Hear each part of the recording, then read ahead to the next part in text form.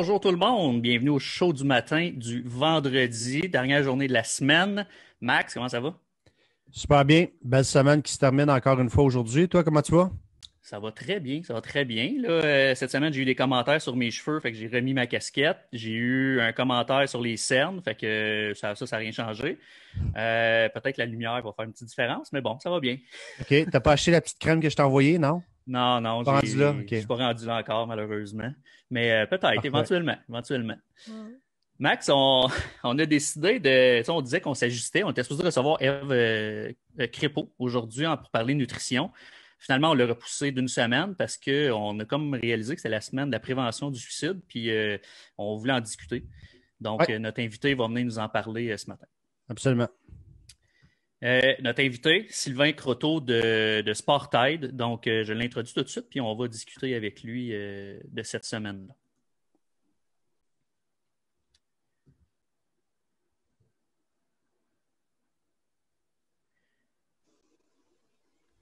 Monsieur Croteau, comment ça va? Ça va bien, vous deux?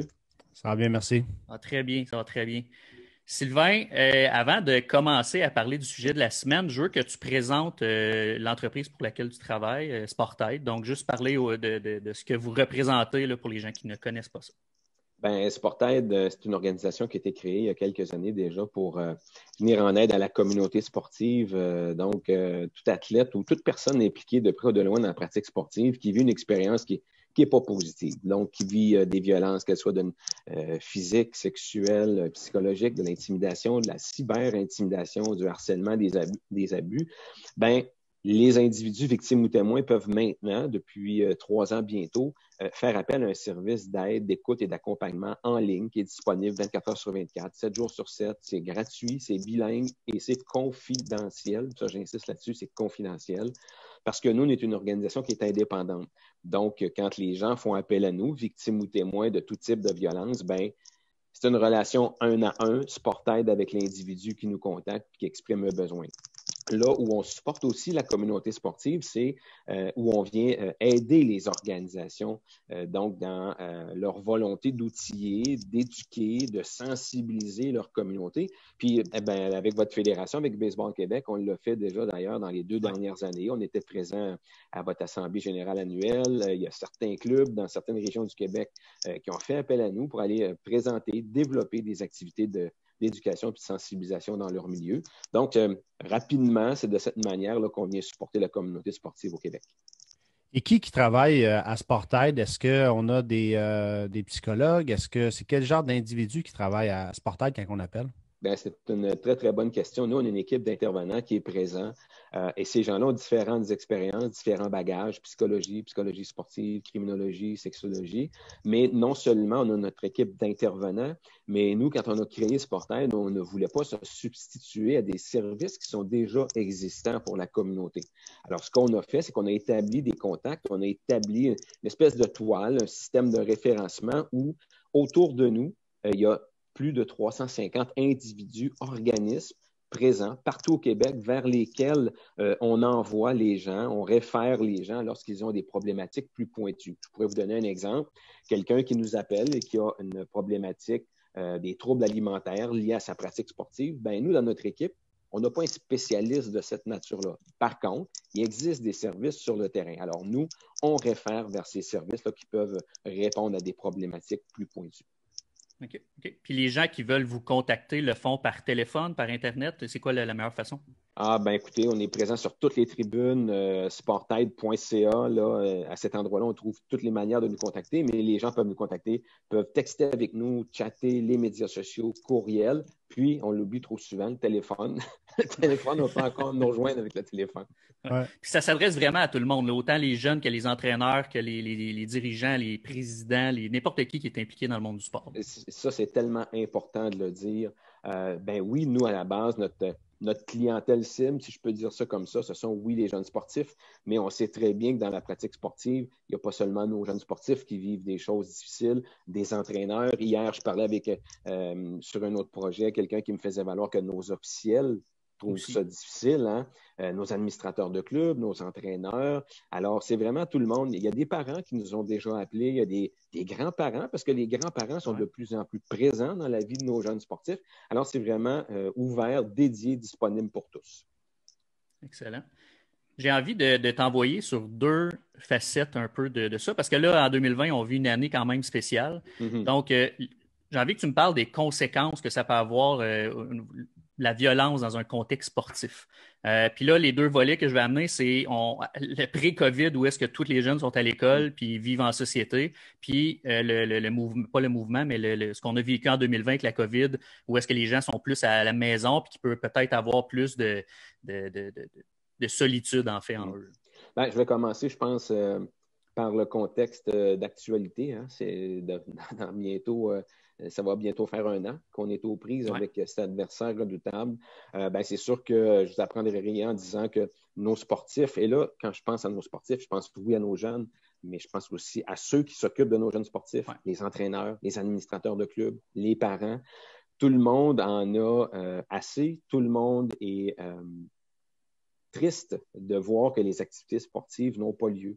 Il y a des jeunes, il y a des gens pour qui l'année passée, c'était peut-être leur dernière saison dans leur sport. Il y a des gens l'année passée qui ont été privés de rendez-vous importants, les Jeux du Québec, les Jeux du Canada, les Jeux olympiques, les Jeux paralympiques, et j'en passe, des finales régionales, tout sport confondu. Donc ça, c'est la première chose à laquelle on est confronté. Nos gens ont manqué un paquet d'activités, un paquet de rendez-vous importants pour eux. C'est sûr que les gens aussi, ben, je ne vous apprendrai rien, les gens se retrouvent isolés. On est en confinement, on va en sortir un petit peu là, dans certaines régions à partir de lundi, mais il reste qu'au final, tout le monde est contraint dans sa solitude chez lui. Ce que les gens nous disent, les sportifs particulièrement, ce qu'ils trouvent le plus difficile, c'est de devoir s'occuper, de devoir savoir comment redevenir maître de son temps. Parce que quand on est un sportif, peu importe le niveau, on est toujours pris dans des horaires, dans des agendas assez serrés. Hein. On sait qu'on a une pratique demain, une autre pratique après-demain, un entraînement en gym, un match samedi, un tournoi dans 1 mois, une compétition dans 3 mois. Mais là, on se retrouve devant rien de tout ça. Alors, comment on s'occupe alors qu'on est vraiment habituellement dans un agenda, dans un horaire serré, avec un entraîneur qui nous accompagne là-dedans? Alors là, ce qui nous est manifesté par les sportifs, c'est comment je m'occupe et aussi comment je me définis autrement que d'être un sportif. Parce qu'on l'oublie trop souvent, avant d'être un sportif, on est des êtres humains à la base. Absolument. Et les gens qui sont 24 heures sur 24, 7 jours sur 7 dans leur pratique sportive en viennent à oublier qu'ils ont d'autres intérêts, qu'ils pourraient avoir d'autres intérêts dans la vie. Alors ça, c'est le grand défi auquel ils sont confrontés. C'est sûr que les gens aussi qui accompagnent nos sportifs, les entraîneurs, les administrateurs, les parents, ben pour eux, c'est difficile aussi parce qu'à un moment donné, on ne sait plus quoi dire à nos jeunes. Puis nous-mêmes, on est coincés là-dedans parce que nous-mêmes, on vit qu'il n'y a personne avant l'année dernière qui a été équipé pour affronter la COVID. C'est du nouveau pour tout le monde. Alors, on est vraiment en adaptation pour tous. Alors, ça demande beaucoup d'écoute, beaucoup d'ouverture. Puis ça, ben, c'est ce qu'on fait, nous, depuis le mars dernier. Donc, on est disponible, notre équipe d'intervenants, pour toutes les personnes qui traversent actuellement la COVID. Puis si je reviens à notre mission de base, ben, c'est clair que les conséquences de la violence en contexte sportif. Puis, j'étais assez content cette semaine quand vous avez fait appel à nous pour qu'on vous parle ce matin dans le contexte de la semaine de la prévention du suicide, parce qu'on oublie trop souvent que les conséquences des violences en contexte sportif sur nos jeunes peuvent être parfois très dramatiques. Quand on regarde la recherche, les études, il y a une étude qui a été publiée il y a presque 2 ans. Puis là, c'est pas une étude qui a été publiée là, en Australie puis dans les fins fonds de l'Asie. C'est une étude qui a été publiée ici au Canada, publiée par l'Université de Toronto et Athlètes Canada, qui ont sondé plus de 1000 athlètes qui ont fait partie d'équipes nationales, athlètes actifs, retraités. Et quand on les questionnait sur leur expérience en contexte sportif, mais particulièrement sur les conséquences liées à des violences qu'ils avaient pu subir en contexte sportif, seulement pour les idées suicidaires, là, 13% des athlètes actifs ayant participé à l'étude disaient avoir des idées suicidaires. 20% des athlètes retraités disaient avoir des idées suicidaires. Puis là, ben, je ne vous nomme pas les symptômes post-traumatiques, dépression, troubles alimentaires. Alors, les conséquences sont importantes. Puis c'est pour ça que c'est vraiment important qu'on s'occupe de nos jeunes sportifs. Puis ça, ben, il ne faut pas avoir peur de le dire. Au Québec, on est un leader actuellement. On prend soin de notre monde. Puis votre fédération peut être citée en exemple parce que vous avez des dirigeants, en partant par Maxime, puis tout votre conseil d'administration, puis les intervenants qui sont impliqués dans votre sport, dans votre fédération, ont à cœur l'expérience sportive positive de vos jeunes joueurs de baseball, garçons-filles. Puis ça, ben, ça mérite d'être dit. Puis vraiment, ben, ça, c'est quelque chose qu'on sent aussi dans l'ensemble de la communauté sportive au Québec. Puis on est chanceux d'avoir cette mobilisation-là. Merci beaucoup. Est-ce qu'il y a des tranches d'âge qui sont plus à risque ou plus populaires auprès de Sportaid qui appellent un peu plus souvent? Est-ce qu'il y a une tranche d'âge qu'il faudrait peut-être porter un peu plus attention, d'après vous? Bien, c'est sûr que quand on arrive à l'adolescence jusqu'au début de l'âge adulte, c'est là où les athlètes sont plus actifs. Certains, c'est des rendez-vous, ça devient des rendez-vous importants parce que leur carrière culmine ou pour d'autres, la carrière décline. Certains quittent parce que quand on quitte le monde du sport, ça demande une période d'adaptation. Alors ça, c'est peut-être la période, je vous dirais, là, le 14, 18, 19 ans, là, ça, c'est peut-être la période de la vie où nos sportifs sont le plus confrontés à, mais ça n'empêche pas qu'il y a des tout-petits qui nous ont appelés, puis il y a des plus âgés qui nous ont appelés. Moi, je peux vous dire qu'il y a des gens de 50 ans et plus qui nous ont appelés parce qu'ils vivaient des choses dans leur sport.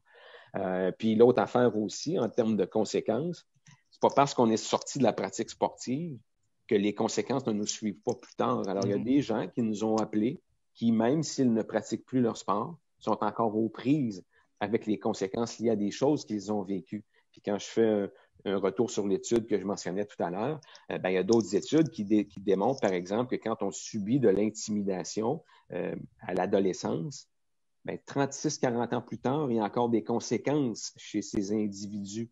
Alors ça veut dire que moi, je ne sais pas si vous avez des enfants, mais moi, j'en ai qui actuellement ont 9, 12 ans. Ça veut dire que si actuellement ils subissaient des choses comme ça, ben, quand ils vont être rendus à mon âge, ils pourraient encore avoir des conséquences, dont les idées suicidaires.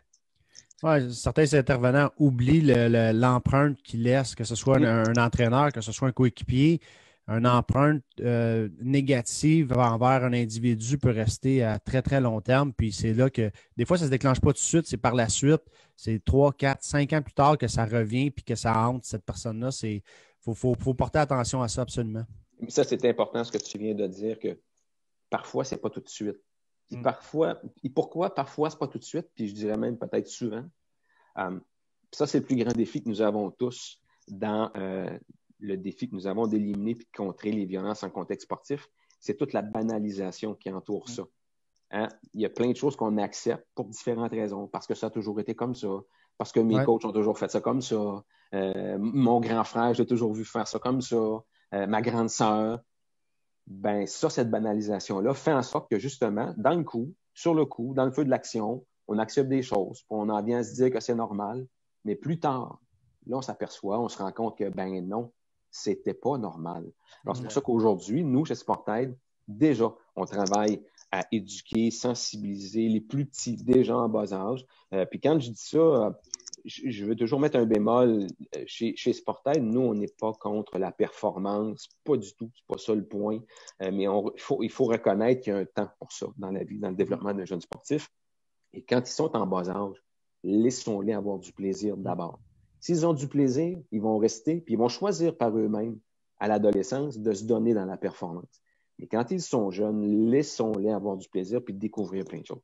Oui, puis le plaisir doit être lié aussi à la performance. Même, je suis entraîneur un peu plus vers 16, 17, 18 ans là, présentement, puis c'est la première chose que je dis à mes joueurs, c'est qu'il faut avoir du plaisir. Si on vient ici, on a du plaisir, le reste va découler tout seul. Fait que c'est même plus vieux, même au niveau haute performance, le plaisir est une priorité absolument. Absolument. Tout à fait. Je ne sais pas si vous avez vu cette semaine, mais il y a un joueur justement de la MLB, Andrelton Simmons, qui a parlé de son histoire. Puis lui, il dit qu'il joue au baseball professionnel avec les sentiments pas les sentiments, mais des idées suicidaires depuis qu'il est tout jeune, donc depuis l'adolescence.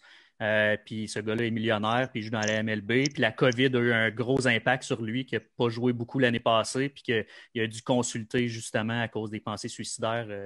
Il est âgé d'une trentaine d'années en plus, donc ça a sorti. Je mettrai le lien là, dans les commentaires, les gens qui veulent le lire, là, mais ça arrive à tout le monde, en fait. Oui, bien ça c'est vraiment très important. Puis nous, d'ailleurs, depuis quelques semaines, quelques mois, en fait, on a commencé un peu avant les fêtes, on a commencé à présenter des groupes de discussion pour permettre aux sportifs, aux entraîneurs, aux gens de venir discuter puis ventiler. Puis ce qu'on a fait, c'est qu'on a intégré, puis hier soir, on avait encore une activité comme ça, avec des athlètes actifs pour que justement, ils puissent, eux, témoigner de ce qu'ils vivent et pour démontrer aux jeunes que, ben, c'est normal ce que tu vis, on ne veut pas le banaliser, mais il faut que tu réalises que c'est normal, qu'on est tous dans le même bateau, mais une fois qu'on a dit ça, qu'est-ce qu'on peut faire? On le sait tous qu'il va faire beau à un moment donné, qu'il y a une certaine normalité qui reviendra, mais là, le défi qu'on a actuellement, c'est comment on se rend là. Alors ça, c'est important. Puis ça, ben, c'est ce qu'on est en train de faire, nous, actuellement, vraiment d'accompagner dans des groupes avec des spécialistes, des intervenants, d'abord pour venir, entre guillemets, normaliser, faire réaliser aux jeunes que, bon, c'est difficile, on le reconnaît. Maintenant, on va te donner des outils, des conseils pour qu'on réussisse cette traversée-là, puis c'est possible. Mais ça, bien évidemment, ça prend de l'écoute, ça prend de l'accompagnement. Puis ça, bien, on est outillé pour le faire. Puis il y a la volonté sur le terrain là, pour s'occuper de notre monde. Ça, c'est bien, bien le fun.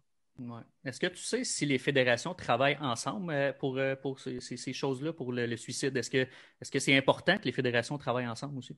Bien, c'est important, mais je pense que ça doit venir, oui, de chacune des fédérations de considérer ces éléments-là qui sont vraiment importants, mais il faut que ce soit fait, oui, ensemble, mais je pense que ça prend un déclencheur, un fédérateur de tout ça. Moi, je ne suis pas en train de dire qu'il faut que ce soit Sportaid, pas du tout, mais si on peut être aidant là-dedans avec des partenaires importants comme, on travaille en collaboration avec l'équipe des psychologues à l'INS dans les centres régionaux d'excellence. Il y a des ressources ici au Québec, on est chanceux, on est outillés, on a des ressources, puis il faut, oui, travailler ensemble.